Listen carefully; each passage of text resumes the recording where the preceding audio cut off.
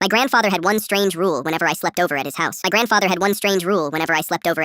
matter what was happening, no matter how late it was, if I heard him knock 3 times on my bedroom door, I had to get up, grab my shoes, and meet him in the garage within 60 seconds. No questions, no arguing, no bathroom trip first. 60 seconds, or he would come in and carry me out himself. And trust me, my grandfather was a 6'4" retired firefighter named Bo, who could absolutely still do it. To a 10-year-old kid, it was the weirdest rule on earth. My cousins thought it was hilarious. They'd come over for dinner and knock 3 times on random doors just to watch me flinch. By the time I was 12, I'd done the drill maybe 40 times. Sometimes he'd time me with a stopwatch. Sometimes he'd just be standing there with 2 mugs of hot chocolate when I got to the garage, laughing at my bedhead. I started to think the whole thing was just an excuse for him to spend weird late-night moments with his only grandson. One Friday night in November, I was sleeping over for the long weekend. My parents were out of town for their anniversary, and Grandpa Bo had made his famous chili for dinner. We watched an old Western together on his ancient box TV, and I fell asleep on the couch around 10. He carried me to the guest room like he'd done 100 times before. I remember half waking up as he pulled the blanket over me and hearing him whisper, "Sleep tight, Finn." I don't know what time it was when I heard it. 3 knocks. Hard, loud, the kind that rattled the doorframe. I sat straight up in bed. My heart was already pounding before my brain caught up. I shoved my feet into my sneakers without tying them, grabbed the hoodie off the chair, and ran. The hallway was pitch black. The whole house was dark in a way it had never been before. No porch light, no kitchen light, not even the little orange glow from the microwave clock. I stumbled down the hall, banged my shoulder on the doorframe, and pushed open the garage door. Grandpa Bo was already there, fully dressed, boots on, truck running. He didn't smile this time. He didn't have hot chocolate. He just said, "Get in the truck, Finn, right now." His voice was the same voice he used when I almost touched a hot stove when I was 6. Low, flat, final. I climbed into the passenger seat. He didn't even let me close my own door. He reached across me and slammed it shut, threw the truck in reverse, and pulled out of the garage so fast the tires squealed on the concrete. I looked back at the house as we drove away, still completely dark, every window black. "Grandpa, what's going on?" I asked. My voice sounded so small. He didn't answer for a long time. He just kept driving. We went about half a mile down the road, pulled into the empty parking lot of the little Baptist church on the corner, and he finally stopped the truck. He took out his old flip phone and dialed a number I couldn't see. Then he said 4 words I will never forget for the rest of my life. "Yeah, he's in the house." I didn't understand. I asked him who he was talking about. He just shook his head and put a finger to his lips. 2 minutes later, 4 police cars came flying down the road from the opposite direction. No sirens, just lights, and turned onto my grandfather's street. We sat in the church parking lot and watched the blue and red lights flash through the trees. It turned out my grandfather had woken up at 2 a.m. to use the bathroom and noticed that the motion light over the back deck was on. He looked out the kitchen window and saw a man crouched by the basement window, working on the lock with some kind of tool. The man didn't know anyone was awake. My grandfather didn't turn on a single light. He didn't make a single sound. He walked to the breaker box in the hallway, cut the power to the whole house so the intruder would think everyone was still asleep. Then he went and knocked 3 times on my door. The man they arrested that night had a knife, a roll of duct tape, and zip ties in his backpack. He'd been watching the house for 2 weeks. The police told my grandfather later that if he hadn't gotten me out of there, it would have been very, very bad. On the drive home from the police station the next morning, I finally asked him why he'd come up with the rule in the first place. He stared at the road for a long time. Then he said, "When I was a firefighter, I pulled a lot of kids out of houses. The ones who made it were the ones who'd practiced, the ones who didn't ask questions when someone told them to move." He looked over at me and said, "I just wanted you to be one of the ones who made it, kid." I'm 26 now. He passed away 2 years ago, and I still wake up sometimes thinking I hear 3 knocks on the door.